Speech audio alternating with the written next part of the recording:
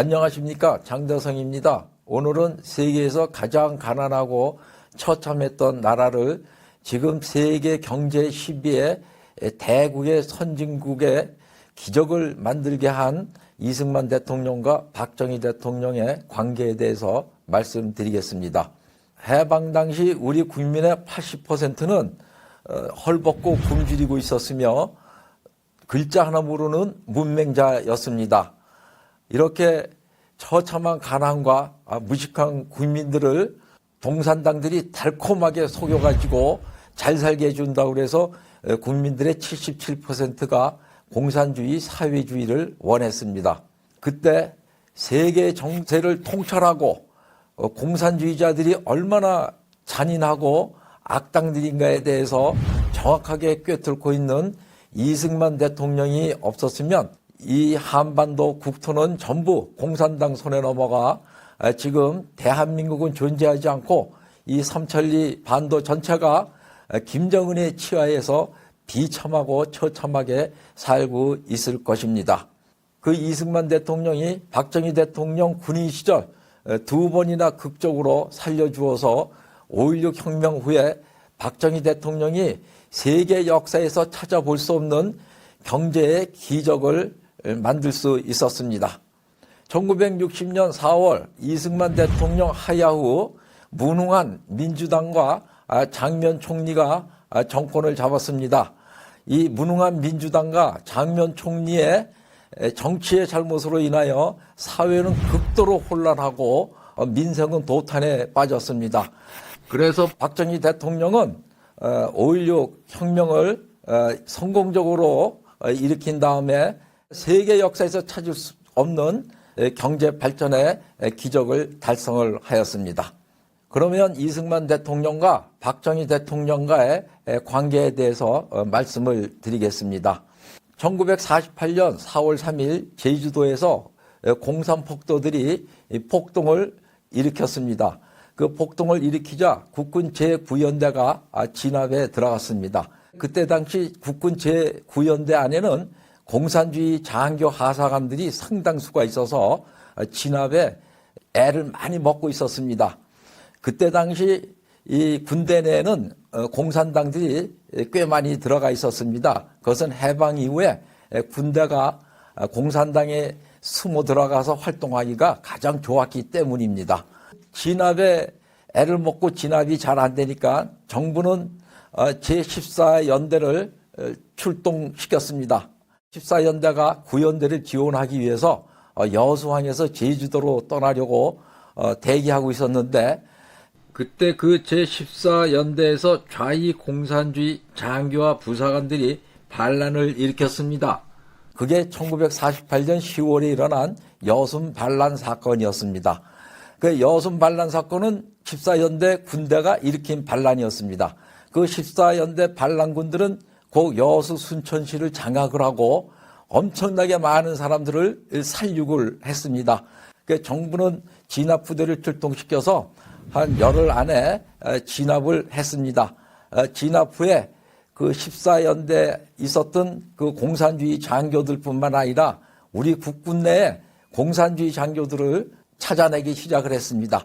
그때 박정희 대통령은 소령이었는데 박정희 소령이 1948년 11월에 공산주의자로 체포가 되었습니다.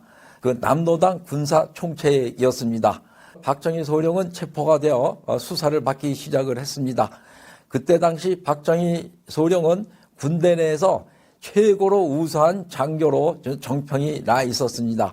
박정희 소령은 만주 군관학교를 수속을 졸업했고 일본 육사 57기를 3등으로 졸업을 했습니다.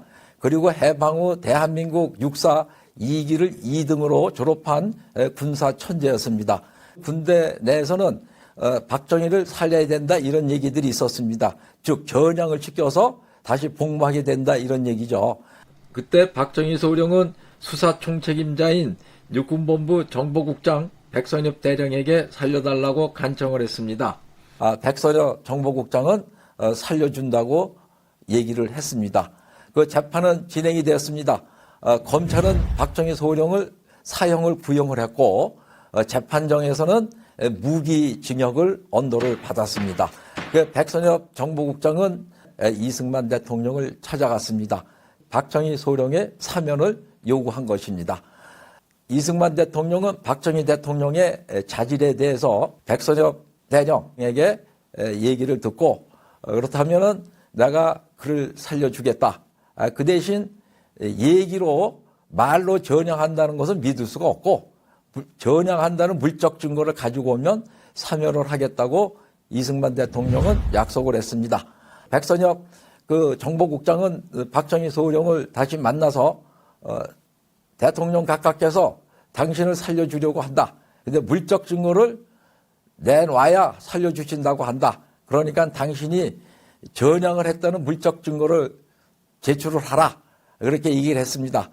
그랬더니 박정희 소령이 그 자리에서 펜과 종이를 달라고 그래가지고 그 남로당 군사 조직도를 그려 주었습니다. 군수사 당국은 박정희 소령이 제출한 그 남도당 내 군사 조직도를 가지고 군내 장교들 하사관들을 많이 생포를 할 수 있어서 군대 내 공산주의들을 소탕을 할 수가 있었습니다.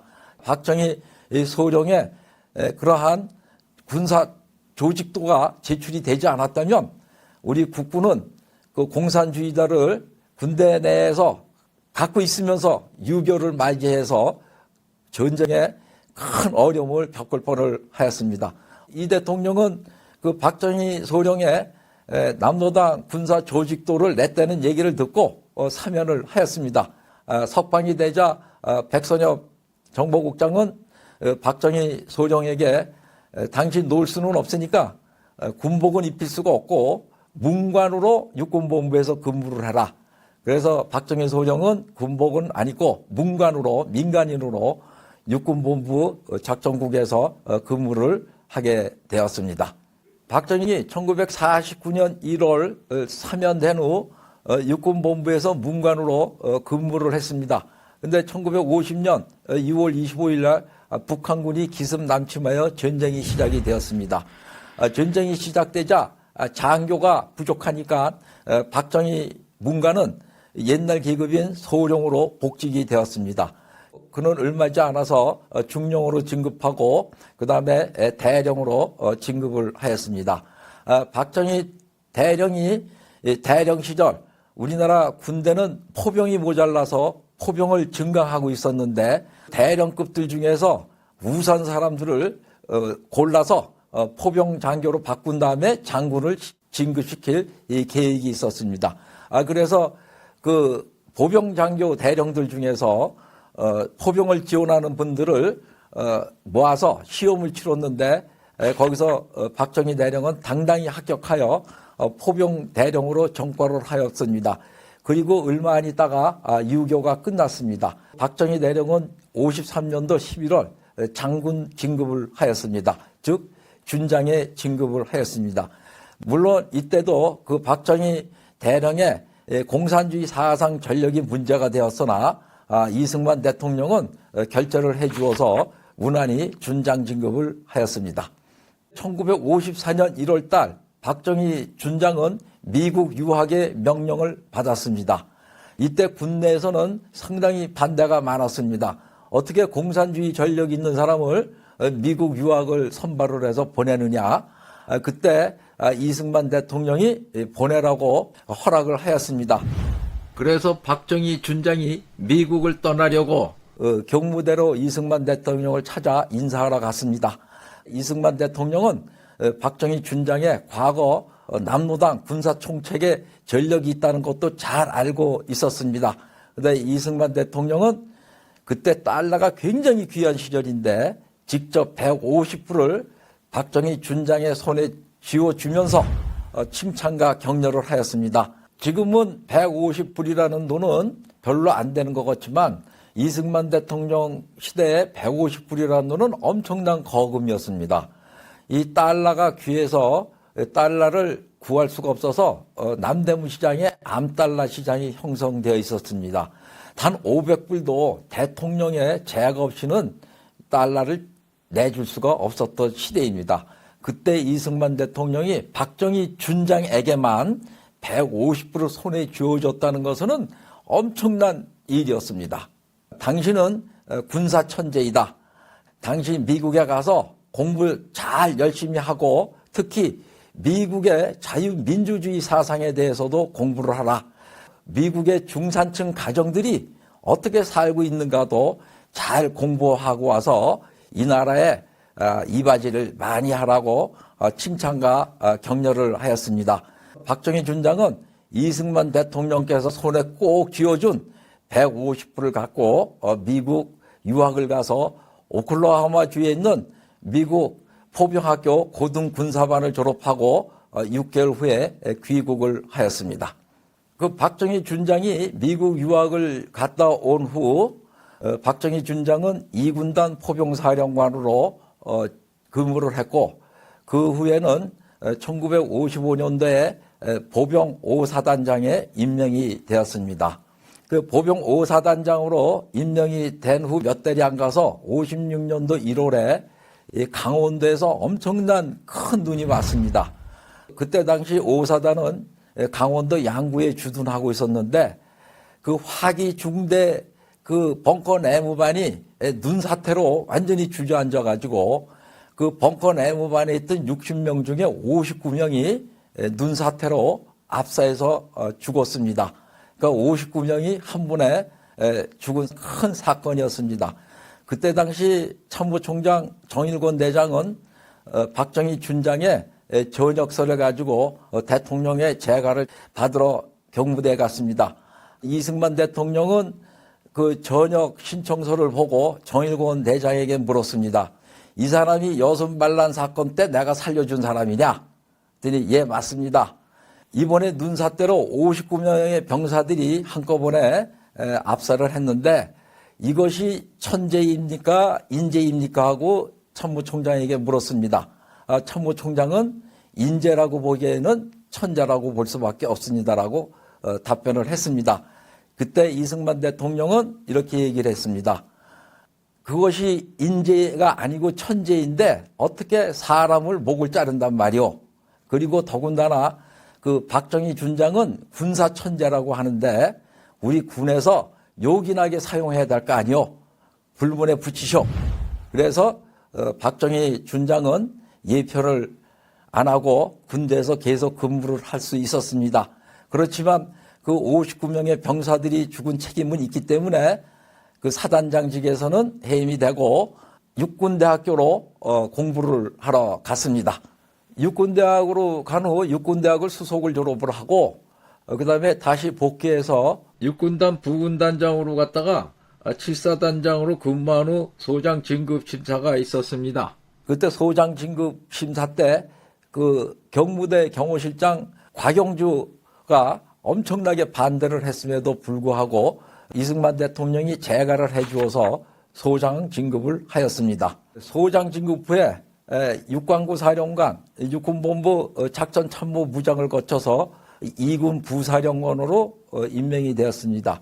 2군 부사령관 시절 1961년 5월 16일 5.16 혁명을 일으켜 성공을 했습니다. 그리고 5.16 성공 후에 우리나라 가난에서 벗어나기 위해서 경제개발 5개년 계획을 시작을 해서 박정희 대통령이 유고될 때까지 엄청나게 우리나라를 경제 발전을 시켰고 농업국가에서 중화공업국가로 거듭나는 나라로 만들었습니다. 그래서 우리가 지금의 대한민국의 번영을 잇게 하였습니다. 우리가 이 이승만 대통령과 박정희 대통령과의 관계를 지금 간략하게 알아보았습니다. 이승만 대통령은 박정희 대통령이 보통 범인이 아니라는 것을 파악하고 있었습니다. 그래서 이승만 대통령이 박정희 대통령을 위기 때마다 구해 주었기 때문에 나중에 박정희 대통령이 이 나라의 경제 발전에 정말 엄청난 지대한 공을 세울 수가 있었습니다. 이것은 이승만 대통령의 지혜와 탁월한 관용과 지도력이 아니었으면 불가능한 일이었고 이승만 대통령 위에는 이승만 대통령을 종으로 내려보내신 위대한 하나님의 계획과 섭리가 있었음을 우리는 얘기하지 않을 수가 없습니다. 우리는 이승만 대통령께도 감사하지만 박정희 대통령께도 감사해야죠. 그 위에 계신 우리 하나님 아버지를 정말 감사하면서 살아야 되겠습니다.